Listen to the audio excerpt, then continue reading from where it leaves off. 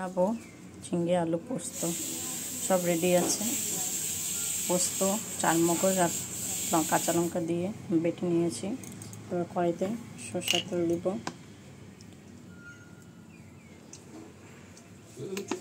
দিয়ে কালো জিরা ফোড়ন দিব আর শুকনো লঙ্কা।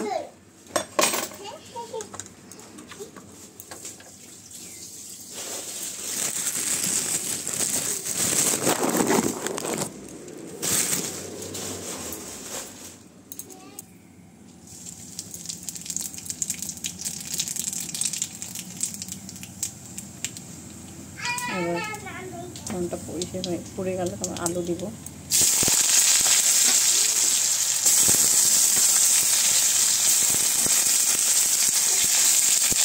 আলুটা ফ্রাই করে নিব। ফ্রাই হয়ে গেলে ঝিঙে দিয়ে দিব। আলুটা একটু লাল লাল হয়ে গেল ভাজা। এর মধ্যে একটু হালকা লবণ দিব সিদ্ধ করার জন্য, আর একটু হলুদও দিয়ে দিব।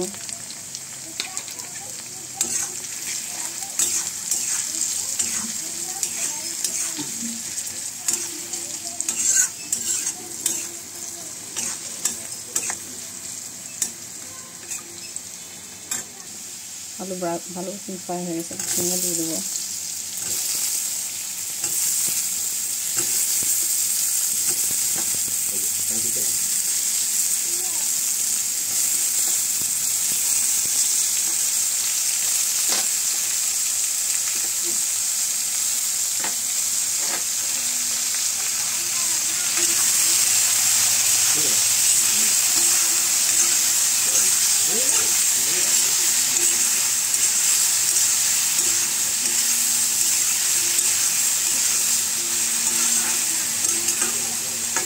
একটু নেড়ে ছেড়ে পোস্ত বাটাটা আছে এটা দিয়ে দেবো।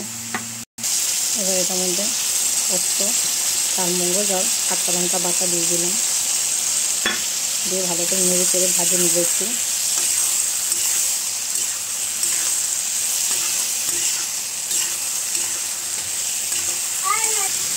মোটামুটি চালমগজ আর পোস্ত দানাটা একটু ফ্রাই হয়ে গেছে, তেল ছেড়ে দিচ্ছে।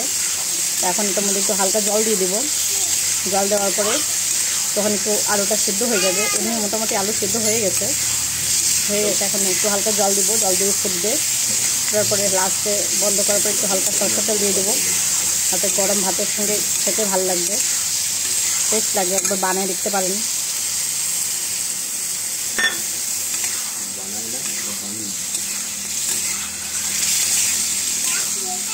আমার একটু বাংলাটা একটু গড়বড় আছে, আপনারা একটু বুঝে নেবেন।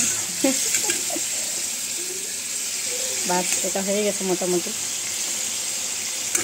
Thank you. Hare Krishna, all of you.